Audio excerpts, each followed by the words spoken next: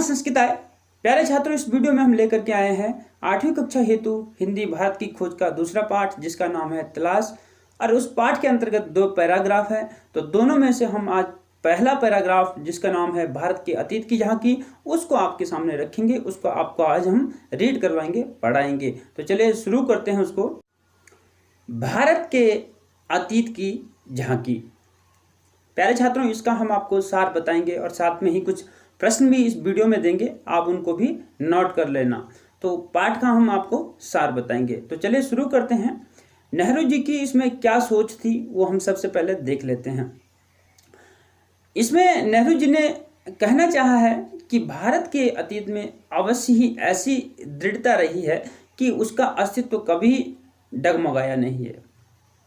भारत का अस्तित्व कभी भी नहीं डगमगाया। यदि हम पिछले 5000 वर्षों का विश्लेषण करें तो पाएंगे कि जो भारत में है उसका मुकाबला पूरा विश्व नहीं कर सकता है। ये नेहरू जी की सोच है। नेहरू जी पाठ के माध्यम से हमें बता रहे हैं।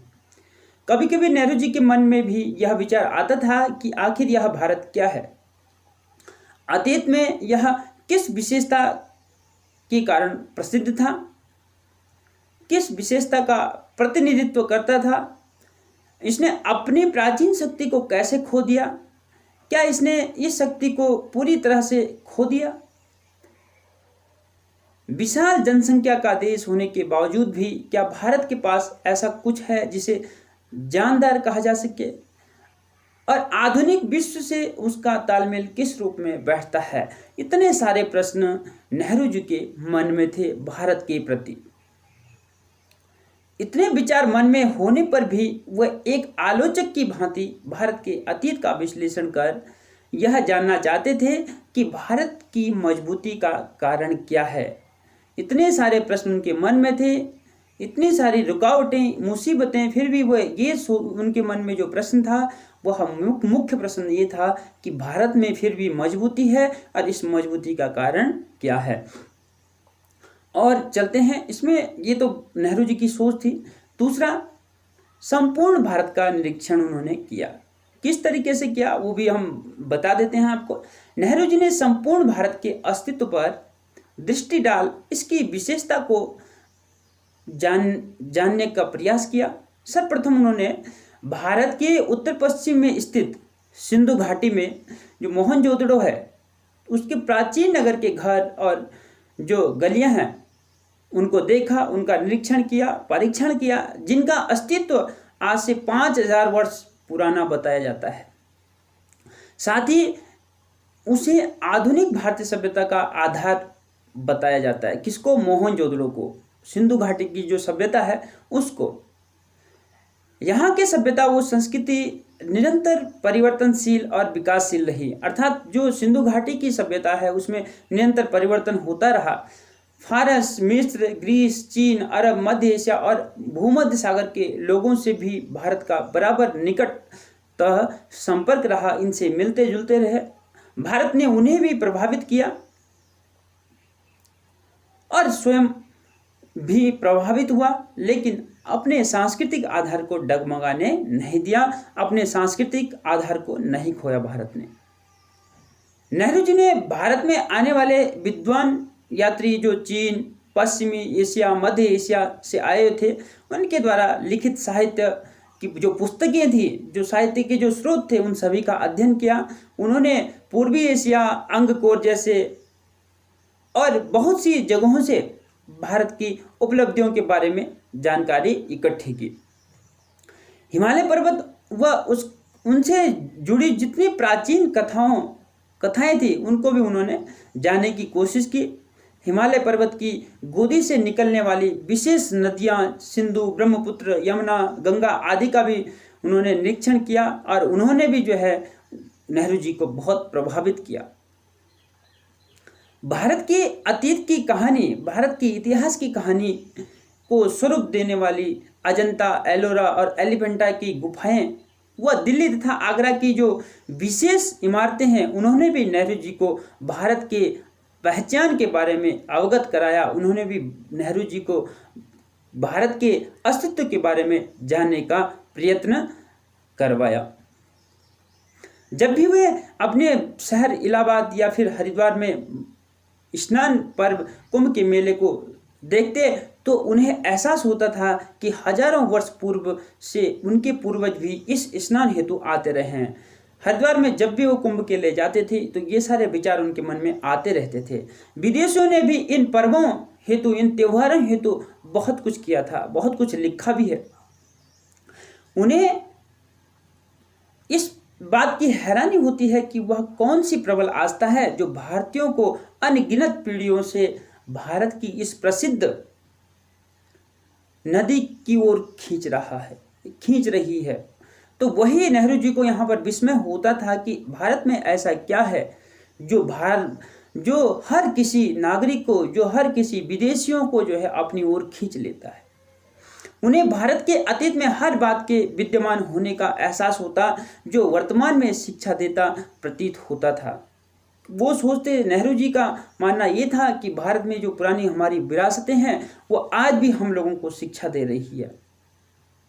कई हजार वर्ष पहले दिया महात्मा बुद्ध का उपदेश उन्हें ऐसा लगता था जैसे बुद्ध अपना पहला उपदेश अभी दे रहे हों, जो प्रत्यक्ष रूप में बुद्ध उनके सामने खड़े हों और वो उन्हें उपदेश दे रहे हों, वो भी उन्हें ऐसा ही लगता था। अशोक के पाषाण जो स्तंभ है, अशोक ने अपने जो लेख लिखवाए हैं पत्थरों पे, उनके माध्यम से अशोक की जो महानता है वो हमारे देश में प्रकट होती है। फतेहपुर सीकरी में अकबर सभी धर्मों में समानता को मानते हुए मनुष्य की शाश्वत समस्याओं का हल तलाशता प्रतीत होता है। अर्थात जो फतेहपुर सीकरी है, फतेहपुर सीकरी में अकबर ने क्या किया, सभी धर्मों को एक मानने की कोशिश की। तो इस प्रकार नेहरू जी को प्राचीन 5000 वर्ष पूर्व की झांकी भी साफ और स्पष्ट रूप में वर्तमान के धरातल पर क्या सजीव सी प्रतीत होती है। कैसी प्रतीत होती है? सजीव सी, जैसे एक इंसान है।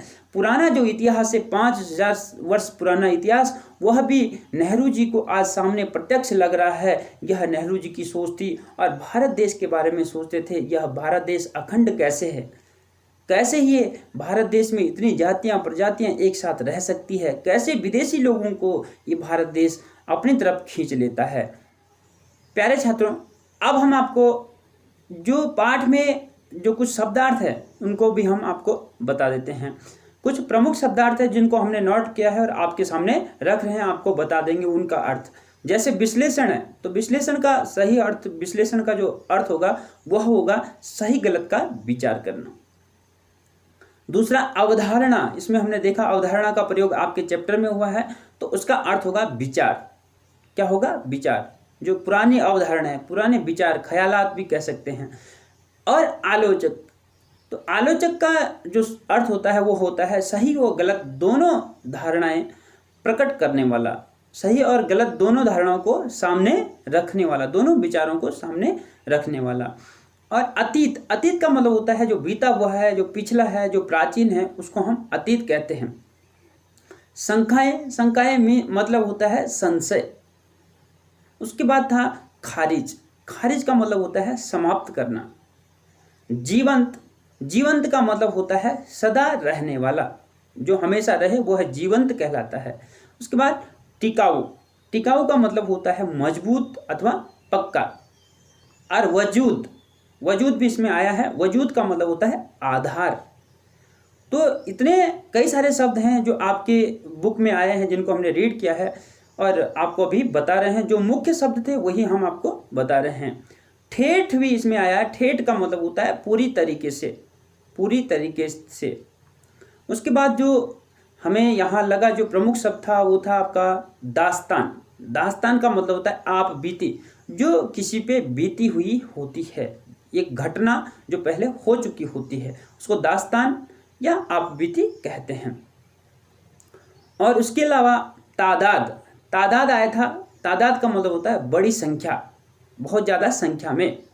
भग्नावशेष आया है, भग्नावशेष अर्थात पुरानी चीज़ें, टूटी फूटी चीज़ें या पुरानी चीज़ों के जो टूटे फूटे से टुकड़े हैं उनको हम भग्नावशेष कहते हैं।